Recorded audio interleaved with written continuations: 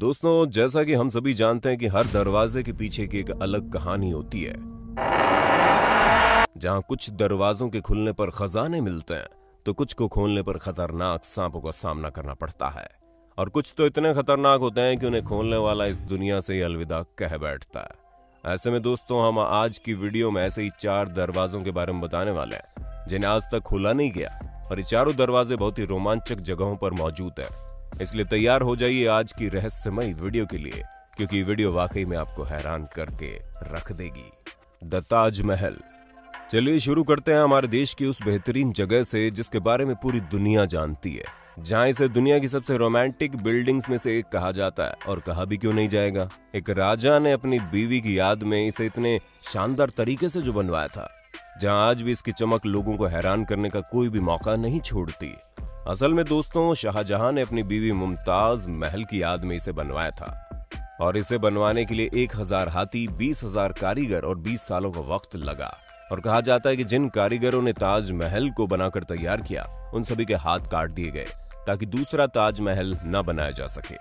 इसलिए आपको दुनिया में तरह तरह की इमारतें दिख जाएगी, लेकिन ताजमहल जैसा शानदार मॉन्यूमेंट आपको सिर्फ भारत में ही देखने को मिलेगा, जहां करीब 40 मीटर की ऊंचाई पर बना ये ताजमहल किसी को भी अपना दीवाना बना सकता है।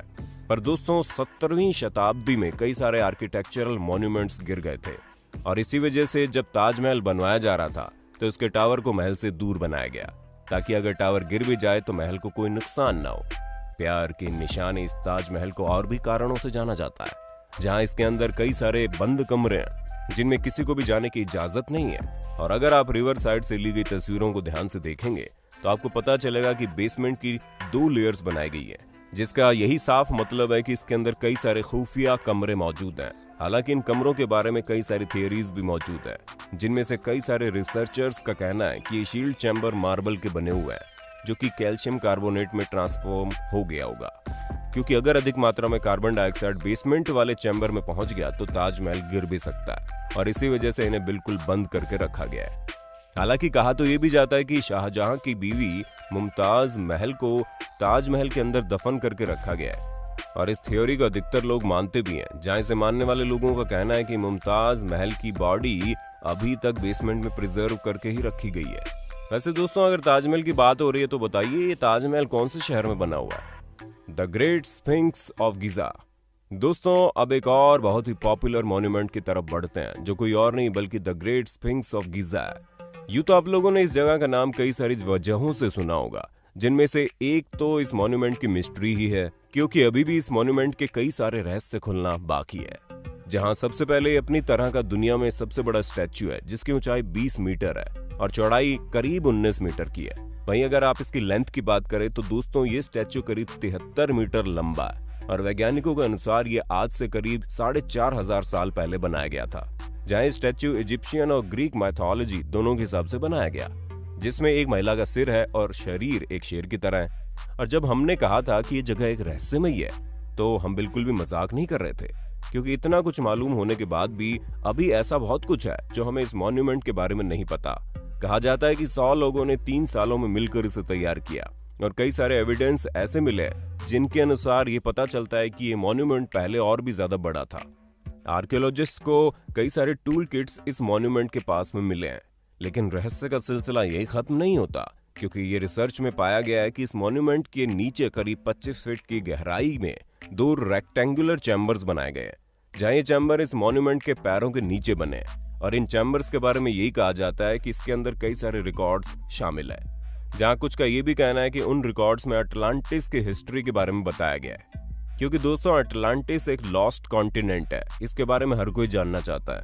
बस बात सिर्फ इतनी सी है कि इन सभी थ्योरी का कोई भी पुख्ता सबूत अभी भी मौजूद नहीं है। जहां शोधकर्ता तो ये मानते हैं कि इन चैम्बर्स को काफी सालों से बंद करके रखा गया है, और जब ये खुलेंगे तो वाकई में कई सारे राज खुल जाएंगे।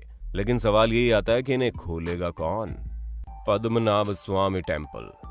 चलिए दोस्तों, अब चलते हैं हमारे देश के उस मंदिर में जो कि पूरी दुनिया में प्रख्यात है, क्योंकि दोस्तों, केरला में बना ये सोने का मंदिर वाकई में बहुत ही खूबसूरत है, जिसकी कंस्ट्रक्शन ने पूरी दुनिया में पॉपुलैरिटी हासिल की।